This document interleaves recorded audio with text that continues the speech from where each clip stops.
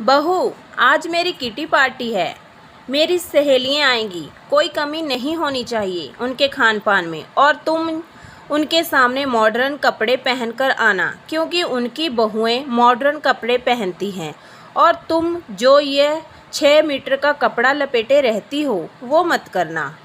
गवारों की तरह मत आना। वह सब नहीं तो मेरा मजाक उड़ाएंगी। मेरी बात कान खोल कर सुन लो।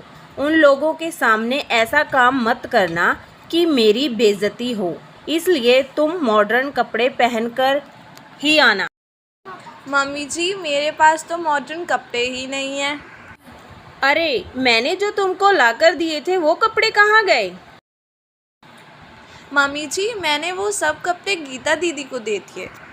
हे भगवान, अब तो मेरे पास टाइम भी नहीं है कि मैं बाज़ार जाकर तेरे लिए कपड़े लेके आऊं।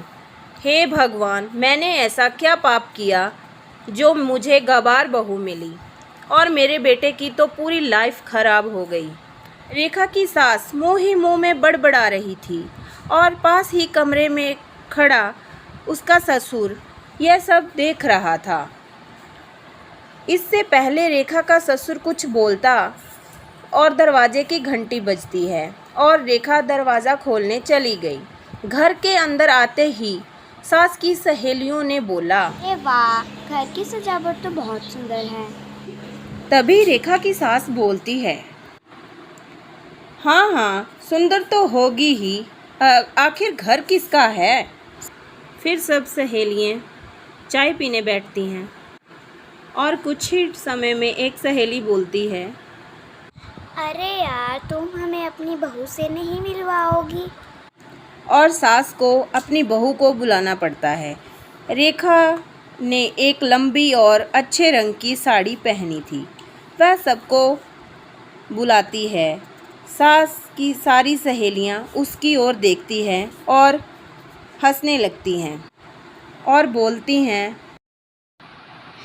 अरे यार, खुद तो तुम इतने मॉडर्न कपड़े पहनती हो और अपनी बहू को इतनी लंबी सारी साड़ी पहना रखी है।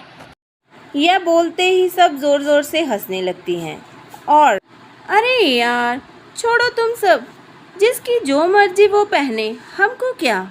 फिर सब चुप हो जाती हैं, बहुत शर्मिंदा होती हैं और अपनी बातें करने लगती हैं। पार्टी ख़त्म होते ही सास अपनी बहू को आवाज़ मारती है, अरे ओ महारानी, इधर आओ। जी मम्मी जी, आपने बुलाया? तुमने कसम खा रखी है क्या? मेरी बेइज्जती ही करवानी है सबके सामने? मम्मी जी, मैंने तो आपको कुछ नहीं बोला और आपकी सहेलियों में भी कुछ नहीं बोली, फिर आपकी बेइज्जती कैसे हो गई? अरे गवार, मैंने तुमको रोका था कि साड़ी पहनकर मत आना, फिर तुमने मेरी बात क्यों नहीं सुनी? मम्मी जी, मुझको साड़ी पहनना पसंद है और बहुत अच्छी लगती है। फिर साड़ी में क्या खराबी है जो साड़ी में बेइज्जती होती है? और साड़ी तो हमारी भारतीय संस्कृति है। तभी रेखा का पति काम से घर वापस आता है। रेखा का पति अपनी माँ से रेखा को बहस करते देख बोलता है, रेखा, तुम मम्मी जी से बहस कर रही हो, उनसे जुबान लड़ा रही हो। वैसे तो तुम भारतीय नारी होने का दिखावा करती हो और बड़ों से जुबान लड़ा रही हो। अब तुम्हारे संस्कार कहाँ गए? यह सब रेखा के ससुर पीछे से सुन रहे थे और कुछ ही देर में वह बोले, तुम सब बहू के ही पीछे क्यों पड़े रहते हो?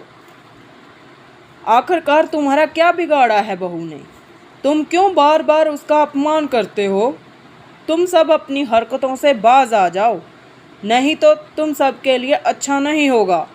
अरे पागलो, गवार वो नहीं, तुम सब हो जो उसके भारतीय संस्कारों का अपमान कर रहे हो।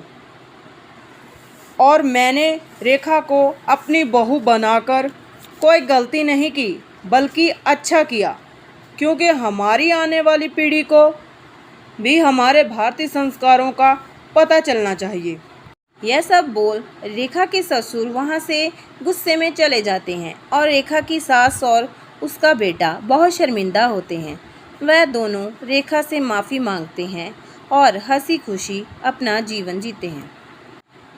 सो दोस्तों, आपको हमारी ये वाली कहानी कैसी लगी?